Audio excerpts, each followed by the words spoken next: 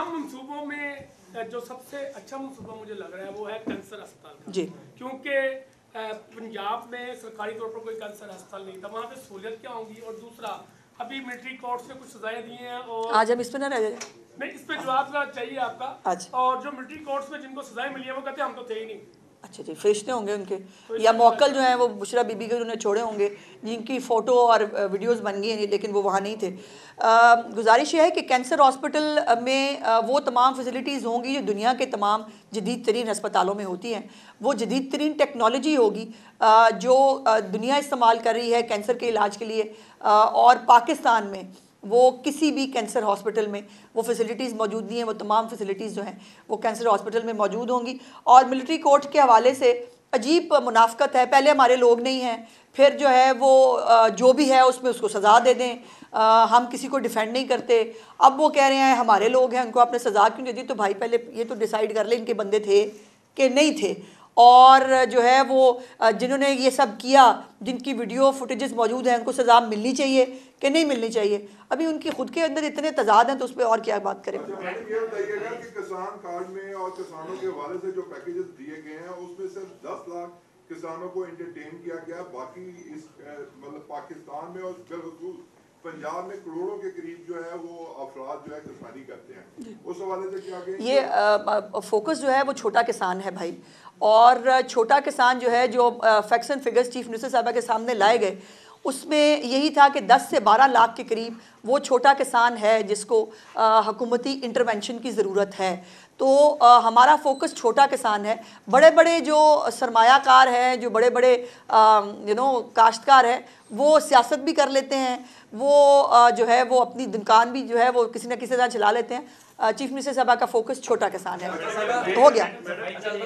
Projects बताया आपने, बड़ी अच्छी बात है। आजकल आपको पता है कि सिविल नाफरमानी की बातें इस किस्म की हो रही हैं। एक अहम इशू है पंजाब को लेके, 200 पाकिस्तानी से ज़ायद नर्सें हैं जो कुवैत में काम करती हैं और उनकी नौकरियां हुई, यहाँ से एनओसी लेके गई हैं, लेकिन पंजाब का जो नर्सिंग एग्जामिनेशन बोर्ड है उनकी डिग्रियों को वेरीफाई नहीं कर रहा। फरवरी में कुवैत की एम्बेसी ने लिखा और एज ऑफ दिस मोमेंट यहाँ से कोई जवाब नहीं दिया गया। इसका मतलब है कि सैकड़ों पाकिस्तानी जो रेमिटेंसेस भेजते हैं, जिनकी नौकरियां हैं, चूंकि आप कहते हैं कि नर्सेज हमारी प्रायोरिटी पे हैं, तो इस हवाले से कि पंजाब गवर्नमेंट कोई एक्शन लेगी? देखिए, एक तो मुझे ये भी देखे ना, बात से मुझे फिर याद एक और इनिशिएटिव है, वो है चीफ मिनिस्टर साहिबा ने नर्सिंग की तादाद बढ़ाने की जो है वो प्रोग्राम शुरू किया है, जिसके अंदर अब शाम की क्लासेस भी होंगी। जो नर्सेज अपनी उसी फैसिलिटी को इस्तेमाल करके जो नर्सेज डेवलप कर रहे थे, अब वो शाम की क्लासेस के ज़रिए नई नर्सेज के बैच जो हैं वो भी इंट्रोड्यूस कराए जाएंगे। ये बात मेरे नॉलेज में नहीं है, लेकिन यकीनन इसकी कोई रीज़न होगी। मेरी गुजारिश ये है गोंदल साहब के जो भी हम भेजते हैं ना बाहर, ह्यूमन रिसोर्स जाता है, उसमें वो ह्यूमन रिसोर्स की बहुत सारी गलतियाँ, कोताहियाँ, बहुत सारी चीज़ें, बहुत रॉ ह्यूमन रिसोर्स जाता रहा है मुल्क से बाहर। चीफ मिनिस्टर साहबा का ये भी एक प्रोग्राम है कि अब जो ह्यूमन रिसोर्स जाए वो बाकायदा तौर पर पूरी तरह इक्विप्ड हो, उसके पास एक सर्टिफाइड किस्म की डॉक्यूमेंटेशन हो, उसके पास एक ऐसा डिप्लोमा या वो चीज़ हो जिसको दुनिया एक्सेप्टेबल जो है जिसके लिए हो।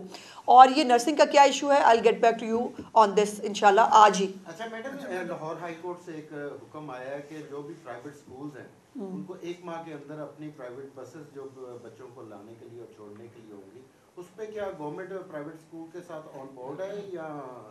देखिए, अदालत का हुक्म है जी, फिर अदालत तो हुक्म देती होती है, उनके हर हुक्म को मानना हमारी जिम्मेदारी है, लेकिन कुछ चीज़ों को, कुछ फ़ैसलों को ना हालात और वाक़यात के मुताबिक होना चाहिए।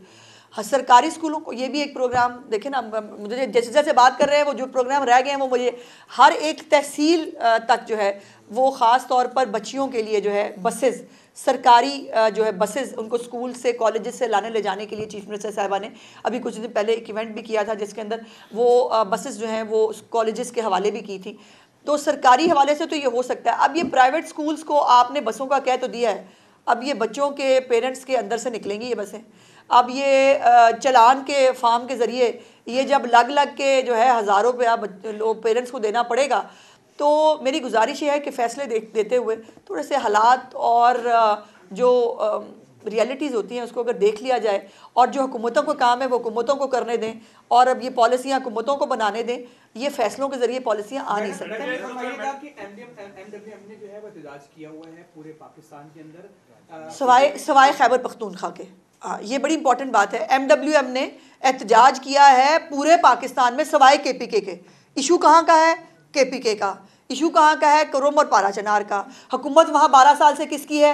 PTI की। उसका लीडर कौन है? इमरान खान। जिसके सेनेटर कौन है? राजा नासिर अब्बास साहब। और वो अभी मुज़ाकराती टीम का भी हिस्सा है। वो जाकर इमरान खान साहब के जेल के फाटक खुलाने के लिए जितने बेताब हैं, मेरी गुजारिश है हाथ जोड़ के कि नासिर अब्बास साहब थोड़ी सी तवज्जो जो है वो इस तरफ भी कर लें और इमरान खान साहब से पारा चनार के मामलात के ऊपर बात कर लें। वहाँ पे सड़कें खुलाना मरियम नवाज़ या शहबाज शरीफ का काम नहीं है। वहाँ की सड़कें खुलाना, वहाँ पर हालात को जो है सिक्योरिटी को मेक श्योर करना, ये अली अमीन गंडापुर और उसके जेल में बैठे हुए लीडर का काम है, ये हमारा काम नहीं है। बहुत सारे आपके तहसील हॉस्पिटल्स हैं, बहुत सारे डिस्ट्रिक्ट हेडक्वार्टर हॉस्पिटल हैं जहाँ पे स्पेशलाइजेशन के जो डॉक्टर्स हैं वहाँ पर मौजूद। एक और प्रोग्राम, एक और चीज भी है इसके अंदर, प्रोग्राम तो अब गिनवा रही है, इसके साथ एक और चीज भी है कि पंजाब भर के जो यंग डॉक्टर्स हैं उनमें बहुत सारे अभी 3-3 माह हो गए गुजर गए, उनके कॉन्ट्रैक्ट भी अभी तक रिन्यू नहीं किए जा रहे हैं।